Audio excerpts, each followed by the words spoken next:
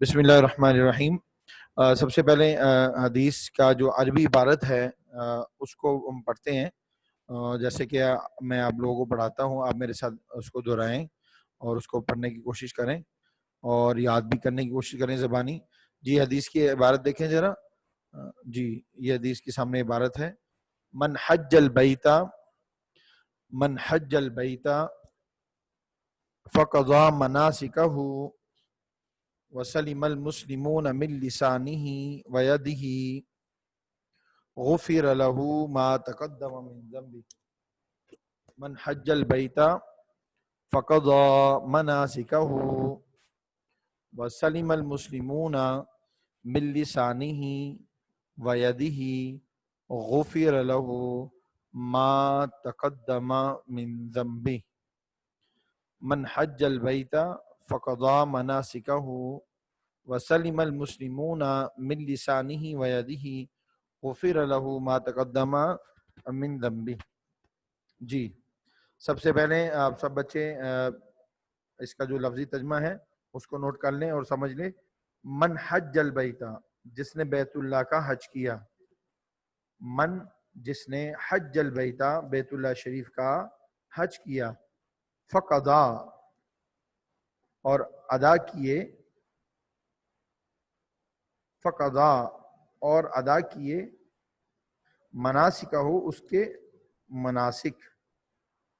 جی آگے مناسک کے بارے میں پڑھیں گے انشاءاللہ، یہ تشریح میں آ رہا ہے مناسک کنہیں کہتے ہیں۔ فقضا مناسکہ، اور اس کے مناسک ادا کیے۔ بریکٹ میں کیا لکھا ہوا؟ پورے، یعنی کہ اس کے پورے مناسک، جتنے اس کے مناسک تھے وہ سارے ادا کیے۔ پہلی شرط کیا ہے؟ کہ بیت اللہ شریف کا حج کیا بشرطے کہ اس نے اس کے پورے مناسک ادا کیے۔ دوسری شرط وسلیمہ اور محفوظ رہے، وسلیمہ اور محفوظ رہے، المسلمون مسلمان، وسلیمہ اور محفوظ رہے، المسلمون مسلمان، من لسانہ اس کی زبان سے، ویدہ اور اس کے ہاتھ سے، وسلم المسلمون من لسانہ ویدہ اور مسلمان اس کی زبان اور ہاتھ سے محفوظ رہے۔ کیا مطلب؟ مطلب یہ ہے کہ اس نے حج کیا اور حج کے دوران ظاہری بات ہے گیدرنگ ہوتی ہے، تکالیف بھی ہوتی ہے، دھکم پیل بھی ہو جاتی ہے، لیکن نہ تو زبان سے اس نے کوئی ایسی بات کہی کہ جس سے دوسرے کی دل آزاری ہو، اور نہ ہاتھ سے کسی کو تکلیف پہنچائی، جیسے مکہ مار دینا، تھپڑ مار دینا یا دھکا مار دینا، دھکم پیل کرنا، ہاتھ سے کسی کو اپنی جگہ سے ہٹا دینا وغیرہ وغیرہ۔ یعنی جو جس چیز میں تکلیف ہو کسی کی، یہ ناگواری محسوس کرے، نہ زبان سے اس نے کوئی ایسی بات کی اور نہ ہاتھ سے اس نے کوئی ایسا فیل کیا۔ تو دو شرطیں ہو گئی۔ پہلی شرط یہ ہے کہ اس کے مناسک پورے ادا کیے، دوسری شرط یہ ہے کہ مسلمان اس کی زبان اور اس کے ہاتھ سے محفوظ رہے۔ غفر لہ، معاف کر دیے گئے، غفر لہ معاف کر دیے گئے، ما تقدم من ذنبہ اس کے پہلے گناہ، ما تقدم من ذنبہ اس کے پہلے گناہ، غفر لہ معاف کر دیے گئے، ما تقدم من ذنبہ اس کے پہلے گناہ۔ میں دوبارہ پھر لفظی ترجمہ کر رہا ہوں۔ من حج البیت، جس نے بیت اللہ کا حج کیا، فقضا مناسکہ اور اس کے مناسک پورے ادا کیے، وسلم المسلمون، وسلم اور محفوظ رہے، المسلمون مسلمان، من لسانہ ویدہ اس کی زبان اور اس کے ہاتھ سے، غفر لہ معاف کر دیے گئے، ما تقدم من ذنبہ اس کے پہلے گناہ۔ یہاں پر جو نبی اکرم صلی اللہ علیہ وسلم نے حدیث میں فرمایا نا کہ اس کے معاف کر دیے گئے پہلے گناہ، اس سے بالاتفاق صغیرہ گناہ مراد ہے۔ کبیرہ گناہ توبہ کے بغیر معاف نہیں ہوتے۔ اور اس طریقے سے جیسے کہ حدیث میں آتا ہے، جو اللہ کی رضا کے لیے حج کر کے واپس آتا ہے تو اس کے گناہ ایسے دھل جاتے ہیں جیسے وہ آج ماں کے پیٹ سے باہر آیا ہے، یعنی جیسے بچہ پیدا ہوتا ہے تو بالکل گناہوں سے پاک صاف پیدا ہوتا ہے۔ حج کی اتنی فضیلت ہے کہ اگر انسان یہ دو شرائط پوری ادا کر لے، اللہ ہم سب کو بار بار حج نصیب فرمائیں اور وہاں پر جا کر اس حدیث پر عمل کرنے کی بھی توفیق نصیب فرمائے. تو اللہ رب العزت اس کے یہ کیا ہے، یہ کیا آپ نے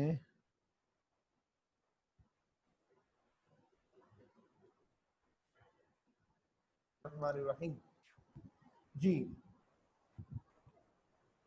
تو حج کی فضیلت تب حاصل ہوگی اور حج کا فائدہ تب ہوگا جب انسان بیت اللہ شریف کا حج کرتا ہے تو اس کے مناسک پورے ادا کرتا ہے اور اس کی زبان اور ہاتھ سے دوسرے مسلمان محفوظ رہتے ہیں، اس کے پہلے گناہ معاف کر دیے جاتے ہیں. جی آگے حدیث کا موضوع دیکھیں، حج بیت اللہ کی فضیلت و اہمیت. حج بیت اللہ کی فضیلت و اہمیت. تشریح کی طرف آئیے. حج کے لغوی معنی زیارت کا ارادہ کرنا ہے، کیونکہ وہاں پر انسان جب جاتا ہے تو ظاہری بات ہے اس کی نیت اور ارادہ بھی یہی ہوتا ہے کہ میں اللہ کے گھر کو دیکھوں گا اور اس طریقے سے میں وہاں پہ جو ہے صفا مروا دوڑوں گا اور مینا جاؤں گا، میدان عرفات جاؤں گا. تو یہ سب زیارتیں ہیں جو حاجی کرتا ہے یا عمرہ کرنے والا کرتا ہے. تو حج کا لغوی معنی ہی زیارت کا ارادہ کرنا ہے. جی حج کا اصطلاحی معنی، حج کا اصطلاحی معنی شریعت اسلامی میں حج سے مراد مخصوص ایام میں، مخصوص ایام میں مخصوص اعمال کے ساتھ بیت اللہ کی زیارت کرنا ہے. یہ ذرا سمجھ لیں، مخصوص ایام یعنی خاص دن. ایام یوم کی جمع ہے، یعنی حج پورا سال ادا نہیں ہو سکتا، اس کے خاص دن ہے. جیسے کہ 8 ذی الحجہ سے حج کے ایام شروع ہو جاتے ہیں، اور ان 8 ذی الحجہ سے پہلے اگر کوئی حج کے مناسک کرے گا، احرام تو مان سکتا ہے لیکن مناسک ادا کرے گا تو ادا نہیں ہوں گے. اور اس کے علاوہ اگر وہ کہتا ہے کہ جو رمضان ہے بڑا فضیلت والا مہینہ ہے تو رمضان کے مہینے میں حج کے مناسک ادا کر دوں، تو اگر وہ اس طریقے سے کرے گا تو اس کو الٹا ثواب نہیں بلکہ الٹا گناہ ملے گا. مخصوص ایام یعنی جو شریعت نے حج کے لیے متعین کر دیے ہیں، اور مخصوص اعمال کے ساتھ جو شریعت نے بتائے ہیں، یعنی مینا میں قربانی کرنا ہے اور رمی کرنا ہے، یعنی شیطان کو بکریاں مارنا ہے، اور اسی طریقے سے میدان عرفات میں وقوف ہے، مزدلفہ میں جانا ہے، اور اس طریقے سے صفا مروہ دوڑنا ہے، اور اس طریقے سے طواف کرنے ہیں. تو یہ مخصوص اعمال کے ساتھ بیت اللہ کی زیارت کرنا اس سے مراد حج ہے. جو اس کا اصطلاحی مفہوم ہے کہ اصطلاحی مفہوم جب حج کے بارے میں پوچھا جائے کہ بھئی حج شرعی اعتبار سے حج کس کو کہتے ہیں، اس کا جواب یہ ہوگا کہ اس کے لیے ایک تو مخصوص اعمال ہیں جو شریعت نے بتائے ہیں، اور مخصوص دن ہیں جو شریعت نے بتائے ہیں. ان مخصوص دنوں میں خاص جو اعمال بتائے گئے ہیں ان کے کرنے کا نام حج ہے. آگے دیکھیں ہیڈنگ، حج اور اس کی فرضیت. حج اور اس کی فرضیت. حج اسلام کا ایک اہم رکن ہے، جیسے نماز، روزہ، زکوٰۃ اسلام کے اراکین ہیں، اس طریقے سے حج بھی ایک اسلام کا اہم رکن ہے. ہر صاحب استطاعت، پہلی شرط یہ ہے کہ حج سب پر فرض نہیں ہوتا بلکہ صاحب استطاعت، صاحب استطاعت ہو. یہ میں بتاتا ہوں آپ کو کہ صاحب استطاعت سے کیا مراد ہے. دوسری شرط بالغ ہو، بچے پر حج فرض نہیں ہے. مسلمان ہو، کافر پر حج فرض نہیں ہے. مرد عورت، مرد ہو یا عورت ہو، ان دونوں میں پر زندگی میں ایک مرتبہ بیت اللہ کا حج فرض ہے. اب صاحب استطاعت سے مراد کیا ہے؟ کچھ قرآن نے بیان فرمایا من استطاع الیہ سبیلا، اور احادیث کی روشنی میں اس سے چند چیزیں ہیں جو انسان میں پائی جائے تو وہ سمجھ دے کہ میرے پر حج فرض ہے. نمبر 1 یہ ہے کہ اس کے پاس اتنا مال ہو، سیونگ اتنی ہو، روزمرہ کی ضروریات کے علاوہ اس کے پاس اتنا خرچہ ہو کہ وہ حج کرنے جائے تو وہاں پر حج کے آنے جانے کا خرچہ، وہاں کھانے کا، رہنے کا، پینے کا خرچہ، اور واپسی کے آنے تک اپنے گھر والوں کو اتنا خرچہ دے کر جا سکتا ہو کہ اس کے آنے تک وہ اس خطے پر گزارا کر سکے. پہلی شرط یہ ہے. دوسری شرط یہ کہ راستہ پر امن ہو. پہلے لوگ پیدل حج کیا کرتے تھے، اب سمجھتے کہ جہاز ٹھیک ہو یا جہاز کی فلائٹیں ٹھیک ہو یا موسم ٹھیک ہو وغیرہ وغیرہ، مطلب کہ یہ جو جانے کا راستہ ہے نا اس میں کوئی رکاوٹ نہ ہو. اگر رکاوٹ ہے تو حج فرض ہونے کے بعد بھی انسان مجبور ہے تو حج نہیں کرے گا، کیونکہ اس کو آنے جانے کا اب راستہ ہی یہ جہاز، ہوائی جہاز ہے. اس کے ساتھ ساتھ یہ ہے کہ وہ تندرست ہو، بیمار نہ ہو. تندرست ہو، بیمار نہ ہو، ٹھیک ہے. اور اس کے ساتھ ساتھ اور یہ ہے کہ اس کا جو ہے اپنا اگر عورت ہے تو عورت کے لیے محرم کا ہونا شرط ہے. اگر عورت کے یہ ساری شرائط پوری ہو رہی ہے لیکن اس کے ساتھ کوئی محرم نہیں ہے تو اس کے اوپر حج فرض نہیں ہے. وہ اپنی طرف سے کسی اور کو بھیج دے، وہ اس کے طرف سے حج کر لے گا. جب تک محرم نہ ملے عورت بغیر محرم کے حج نہیں کر سکتی، بلکہ شرعی سفر بھی نہیں کر سکتی. تو معلوم ہو گیا کہ صاحب استطاعت اور اس کے ساتھ ساتھ بالغ ہو مسلمان مرد عورت پر زندگی میں ایک مرتبہ بیت اللہ کا حج بس ایک مرتبہ کر لیا تو فرض ادا ہو گیا. اور اگر بار بار حج کرے گا تو یہ سعادت اور فضیلت کی بات ہے. اللہ ہم سب کو بار بار اپنے گھر کا حج نصیب فرمائے. ارشاد باری تعالیٰ ہے اور لوگوں پر یہ حق ہے کہ جو بھی اس کے گھر تک پہنچنے کی استطاعت رکھتا ہو. میں نے ابھی آپ کو استطاعت کے بارے میں بتا دیا، تو اس کے گھر کا حج کرے. آگے ارشاد نبی صلی اللہ علیہ وسلم ہے. حج کے بارے میں نبی اکرم صلی اللہ علیہ وسلم نے کیا فرمایا؟ جس کسی شخص کو ظالم حکمران نے یا کسی ضرورت نے نہ روک رکھا ہو، جس شخص کو کسی ظالم حکمران نے یا کسی ضرورت نے نہ روکا ہو، مثلا اگر وہ کسی دارالکفر میں رہتا ہے، یعنی ایسے ایک کنٹری میں رہتا ہے جو مسلم نہیں ہے، غیر مسلم ایک اسٹیٹ ہے، اور وہاں پر وہ بین لگا دیتے ہیں، جانے نہیں دیتے ہیں، یا کوئی اور وجہ ہے، یا ویسے ہی جان بوجھ کر وہ بغض کی وجہ سے مسلمانوں کو نہیں جانے دیتے. اب یہ شرعاً معذور ہوگا، یعنی وہ گناہ گار نہیں ہوگا. اسی طریقے سے کوئی مسلمان ہے اور وہ کسی دفتر میں کام کرتا ہے کہ جگہ پر وہاں پر اس کو چھٹیاں نہیں مل رہی، اس کو چھٹی نہیں دے رہے، تو یہ سب مجبوریاں ہیں جو شرعی عذر ہے، اور پھر بھی وہ حج نہ کرے.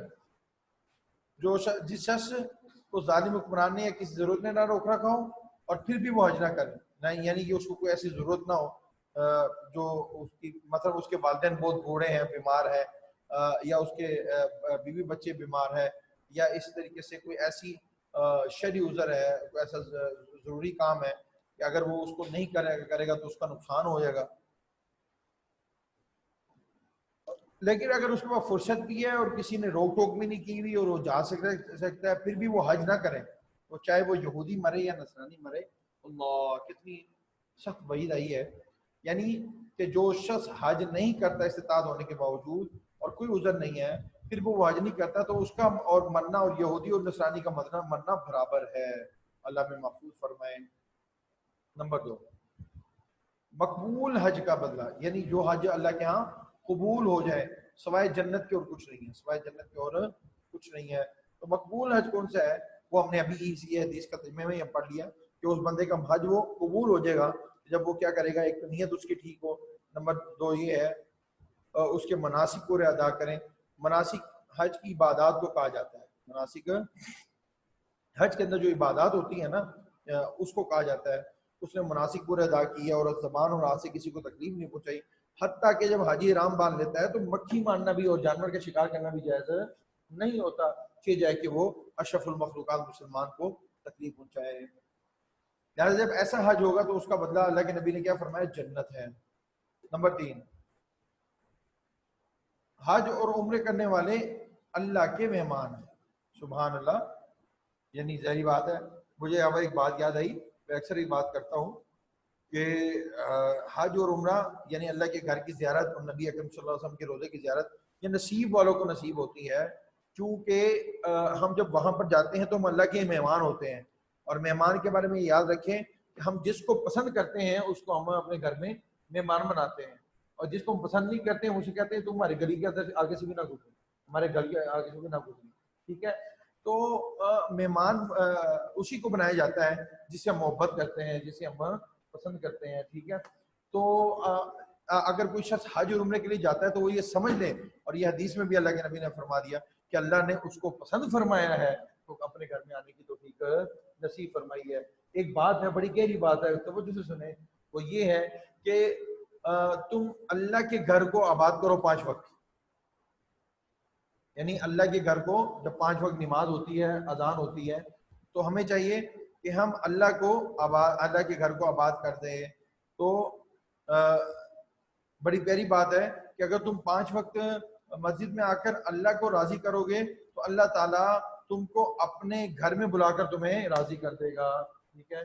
تو محبت دونوں طرف سے ہوتی ہے. ہم اللہ سے محبت کریں گے اللہ سے محبت یہ ہے کہ اللہ کی اطاعت کریں گے، روزمرہ کی جو 5 وقت کی نماز فرض ہے اس کو باقاعدگی سے ٹائم پر ادا کریں گے، تو جب ہم اس بات کا ثبوت دیں گے کہ ہم اللہ کے گھر جا کر ہم اللہ سے محبت کا ثبوت دیں گے، تو اللہ رب العزت ہمیں اپنے گھر میں بلا کر ہمارے ساتھ اپنی محبت کا ثبوت اس صورت میں دے گا کہ اللہ ہمیں حج اور عمرہ کی سعادت نصیب فرمائے گا۔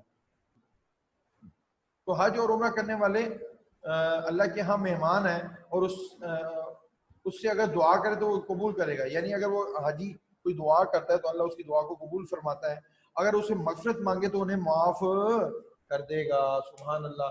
بلکہ میدان عرفات میں نبی اکرم صلی اللہ علیہ وسلم نے دعا فرمائی، اللہ کے نبی نے دعا فرمائی، کتنی پیاری دعا فرمائی، اور یقیناً ہماری کوئی بھی دعا قبول نہ ہوتی اگر یہ دعا کا آسرا نہ ہوتا، کیونکہ ہم تو گناہ گار ہیں۔ اللہ کے نبی صلی اللہ علیہ وسلم نے میدان عرفات میں کھڑے ہو کر یہ دعا فرمائی، یا اللہ یہاں پر جو حاجی بھی آ کر دعا کرے، اپنی مغفرت کی دعا کرے، یا اللہ تو اس کو بھی معاف فرماتے، اور جس کے لیے مغفرت کی دعا کرے یا اللہ تو اس کو بھی معاف فرماتے۔